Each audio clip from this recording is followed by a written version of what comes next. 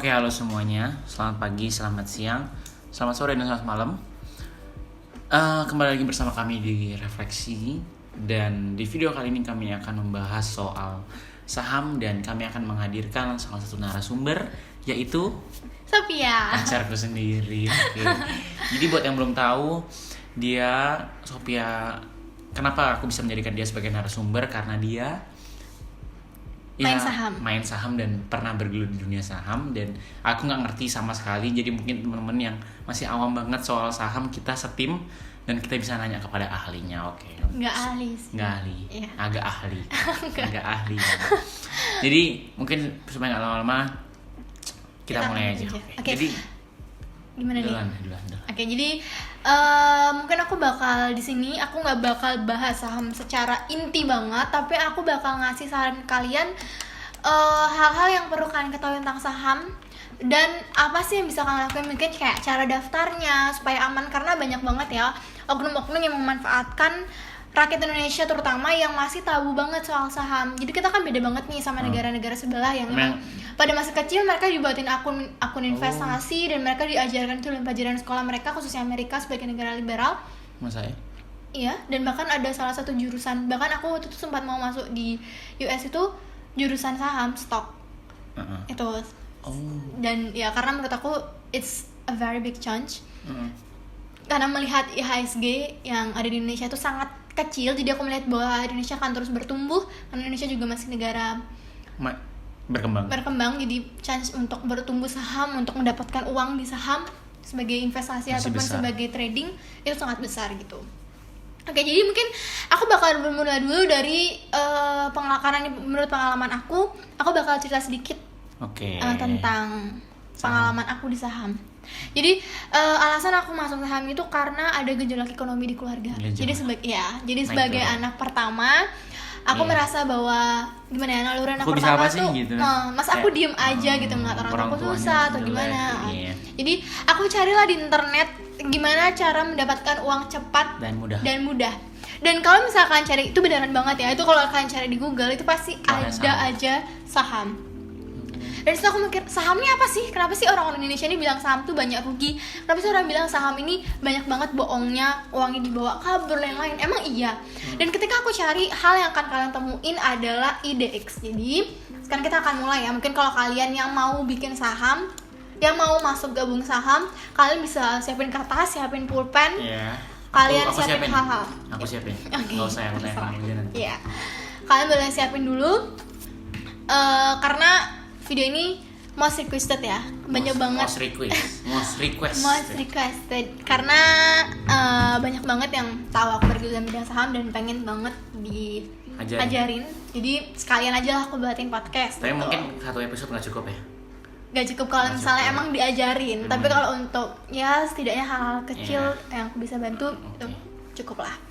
Oke, jadi kalau kalian cari IDX itu apa sih? IDX itu adalah Indonesia Stock Exchange, atau dalam bahasa Indonesianya dibilang Bursa Efek Indonesia. Nah, Bursa Efek Indonesia ini adalah pihak yang menyelenggarakan dan menyediakan sistem serta sarana untuk mempertemukan penawaran jual beli bla bla bla bla. Bahasa singkatnya broker. Broker. Apa broker? Broker itu adalah, dia bukan broker sih sebenarnya, dia tuh di atasnya broker. Jadi gini, misalnya nih ada perusahaan Indonesia banyak dan mereka punya saham. Jadi IDX ini, Bursa Efek Indonesia ini mengumpulkan setiap perusahaan, mereka ngelisted semua perusahaannya, dan akhirnya mereka menjadi orang yang mengatur penjual beliannya itu. Jadi mereka orang yang tukang ngatur. Iya, tukang ngatur. Mereka mengumpulkan para penjual dan mereka mengumpulkan para pembeli, yaitu para investor dan trader.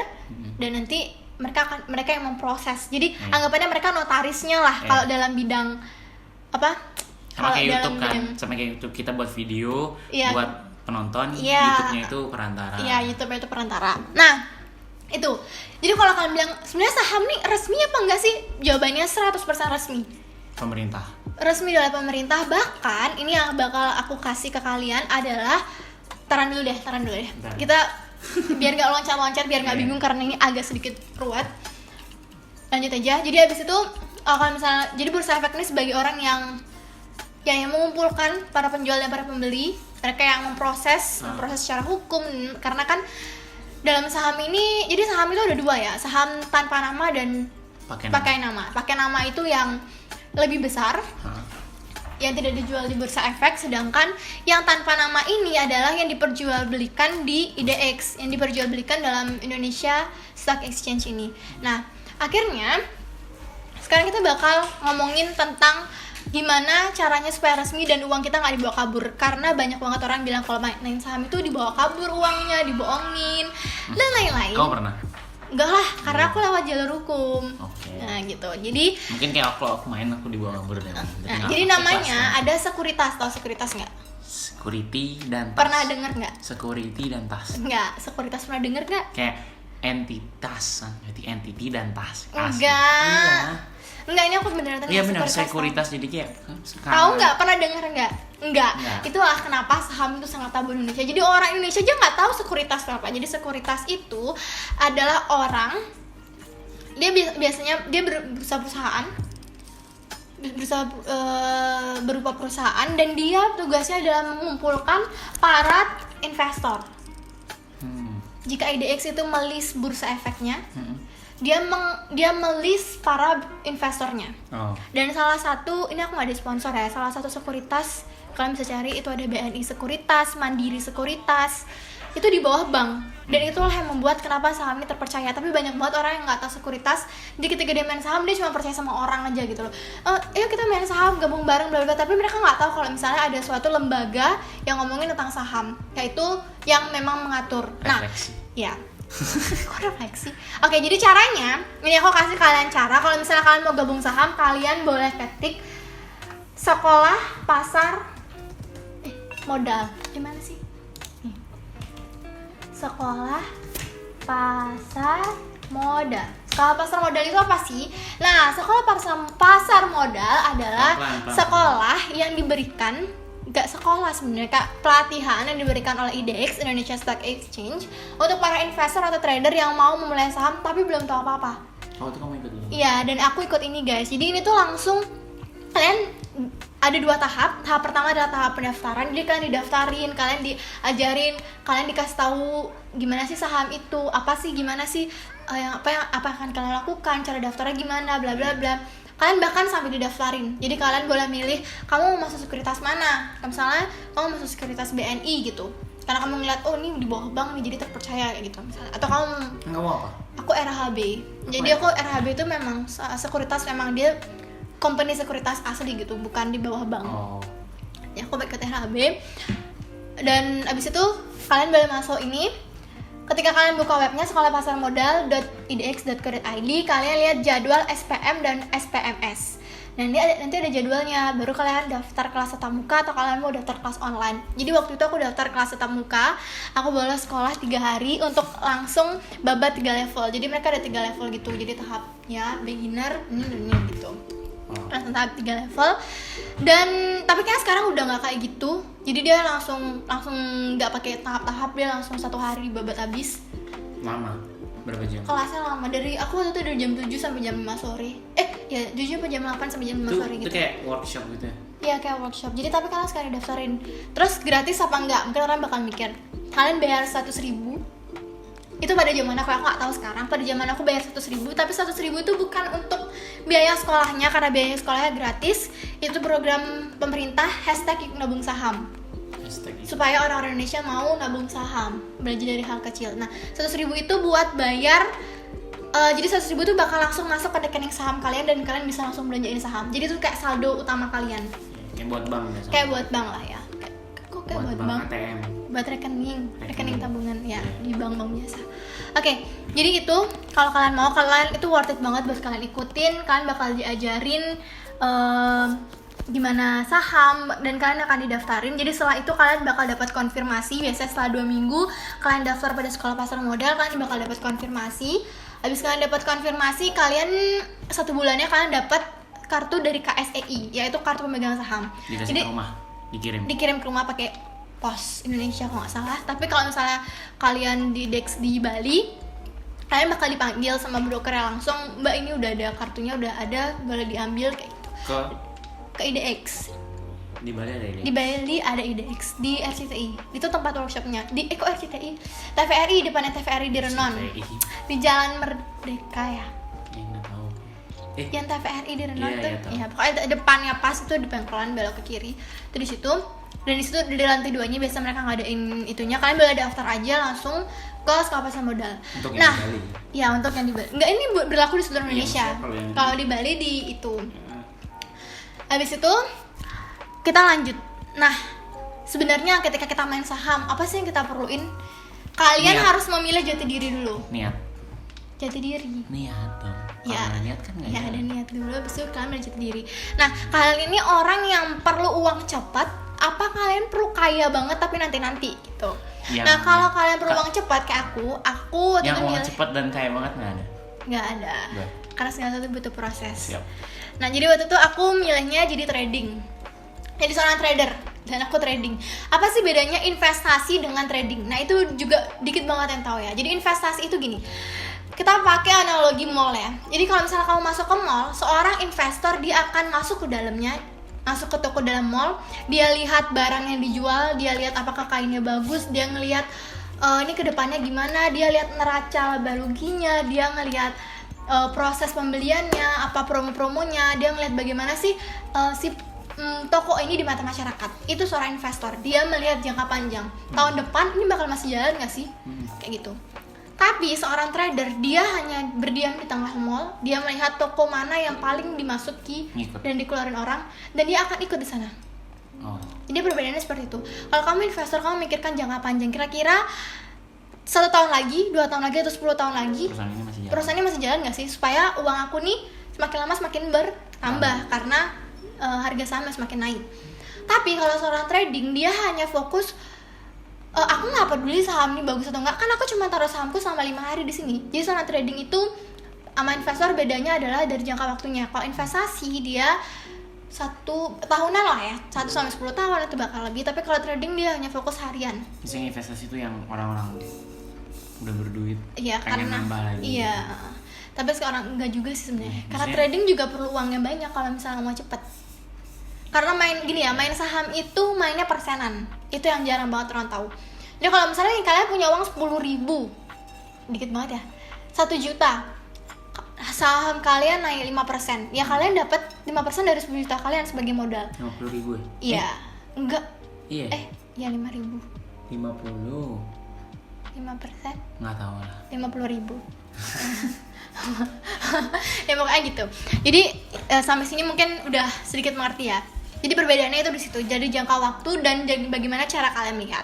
Nah, karena aku ini adalah trader, karena aku nggak ngerti bacaan neraca laba rugi dan lain-lain. Jadi aku lebih ke trader. Aku hanya mengikuti pasar. Aku bakal jelasin kalian teknikal supaya kalian main saham ini nggak mainannya tuh laki-lakian terus. Jadi kayak untung-untungan. Oh ya, untung-untungan. Kira-kira naik nih, kira-kira naik. Jadi kalian mainnya buta gitu. Kalian nggak tahu, kalian cuma tahu cara beli, cara jual. Habis itu kalian rugi, habis itu kalian salahin sahamnya. Padahal yang bodoh kalian gitu.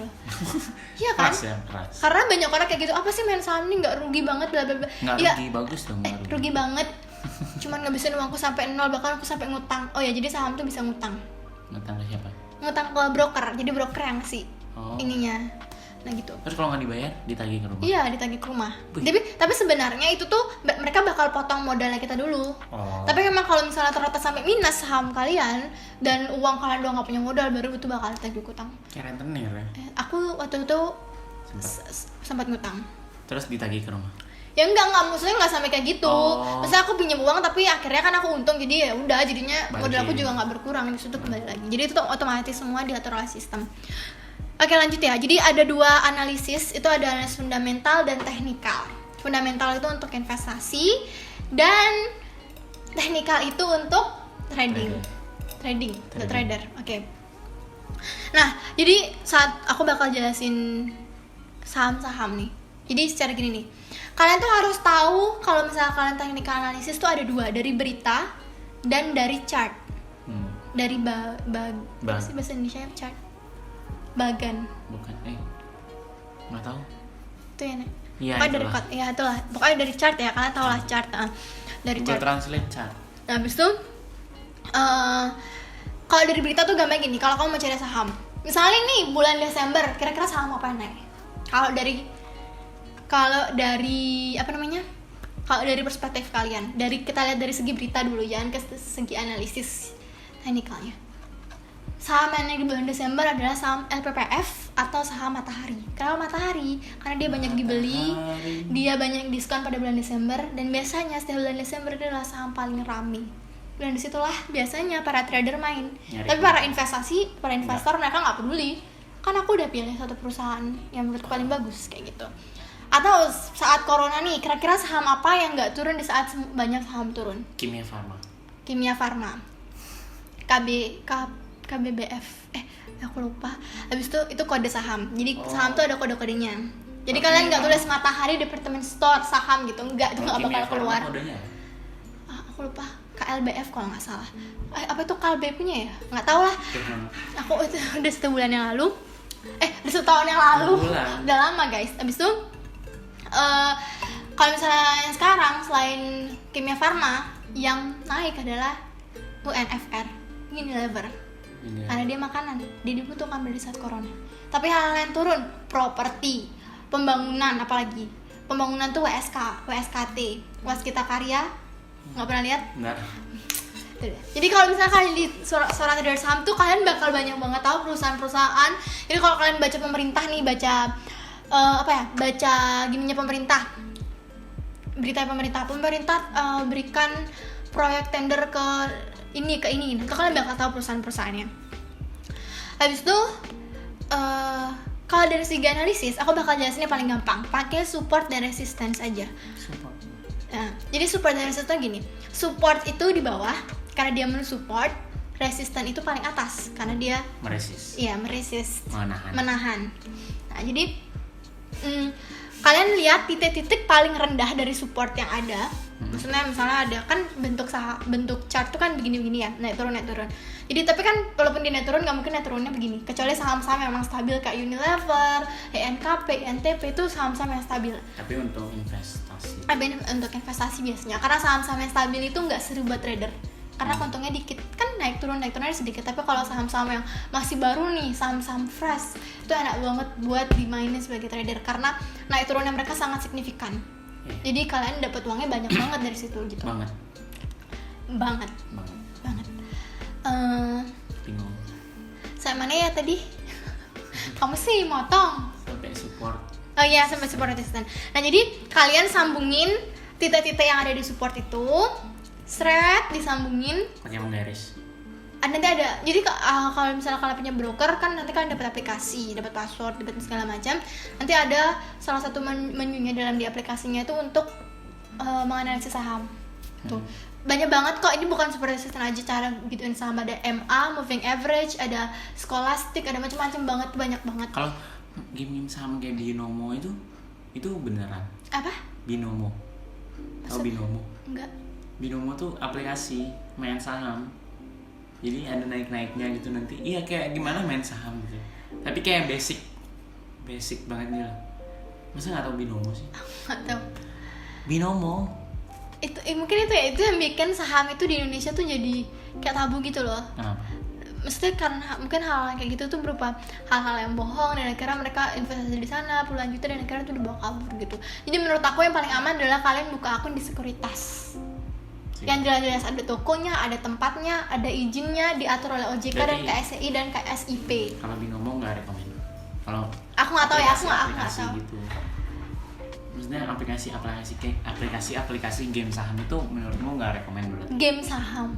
Iya, maksudnya saham itu saham beneran, tapi mungkin diiklankan seperti itu adalah game gitu loh. Kita mau bermain gitu, kamu nebak ini nanti. Kalau misalnya selama kalian tidak investasi di sana dan kalian tidak disuruh buka akun, ataupun kalian disuruh buka tapi dilihat dengan jelas siapa sekuritas yang tanggung, menurutku itu nggak masalah. Berarti selama kalian melihat ya harus ditelaah dulu. Jadi jangan langsung investasi macam-macam gitu. Oke, jadi tadi kita mana tadi? Kamu tuh menggabungkan titik-titik yang ada di support dan menggabungkan titik yang ada di resistance. Jadi kalian taruh garis lurus sampai di titik terakhir Jadi biasanya tuh ada yang ngambil 3 bulan sebelumnya, ngumpulin 3 bulan titik sebelumnya atau 6 bulan. Aku biasanya 6 bulan karena aku melihat lebih panjang. Jadi semakin ke belakang kan kita semakin ngeliat gimana sih saham perusahaan ini tuh biasanya bergerak. Oke, jadi kita lihat surat, kita gabungin, baru deh kita analisis. Dari situ kalian bisa lihat kok. Susah banget yang ngejelasinnya tuh. Nanti aku bakal kasih gambarnya deh ya. Jadi kalian gabungin, terus kalian bakal lihat tuh di ujung itu dia bakal naik apa bakal turun. Dan biasanya itu yang dipakai. Itu adalah teknik paling gampang dan paling ampuh. Nggak paling ampuh. Jadi itu banyak banget. Tapi aku biasanya pakai itu sama MA. Jadi aku gabungin gitu untuk melihat. Dan hasilnya? 50-50. Iya, 50-50. Berarti nggak untung nggak rugi dong? Maksudnya kadang aku untung, kadang aku rugi gitu. Ya rugi itu menurut aku di saham udah biasa gitu loh. Dan itulah yang buat orang tuh seorang trader itu harus tahan. Karena biasanya dan hal yang paling penting dari seorang trader itu adalah psikologinya. Harus stabil. Jadi kalian jangan rugi tuh langsung panik. Aduh gimana nih? Mungkin kalian bisa nyicil sahamnya serat, jadi ketika dia naik atau dia turun jadi nggak terlalu jatuh apa gimana. Pokoknya banyak yang bisa dilakukan kalian untuk mencegah, karena semua tetap di tangan kalian. Jadi bukannya kalian beli habis itu kalian lepas, enggak. Jadi kalian beli, kalian masih bisa ngatur 1 hari 2 hari berikutnya gitu. Mungkin gitu aja sih dari aku. Kalau misalnya kalian masih ada pertanyaan, boleh banget ditanya di kolom komen. Ya, karena ini udah lama banget videonya. Ini udah 25 menitan. Iya. Ini 20 menitan. Wow. Jadi untuk mungkin kalau misalnya ada yang misalnya mau jauh lebih dijelaskan lagi, mungkin bisa request video selanjutnya. Mungkin khusus technical analysis atau khusus bahas investor. Ya aku bakal coba gali-gali lagi sebelum aku mulai saham lagi. Mungkin aku kira segitu aja. Ini narasumbernya tok yang ngomongnya. Iya. Penanyanya nggak ada berbicara. Karena emang aku nggak ngerti apa, maksudnya, tapi menarik sih kalau misalnya dibilang. Mungkin dari segi luasnya, maksudnya dari luarnya kita lihat kalau saham tuh banyak uang gitu loh. Jadi mungkin banyak yang tertarik gitu, tapi pertama malas belajarnya, kedua ribet ngelihat chart kan, masuk ada teknik-tekniknya, mungkin jadi itu kita ribet. Jadi mungkin dengan ini teman-teman bisa terbantu untuk yang pengen mencoba main saham atau pengen lanjut lagi. Tapi mungkin segitu aja podcast dari Refleksi untuk kali ini. Terima kasih udah mau mendengarkan dan sampai jumpa di podcast selanjutnya. Dadah.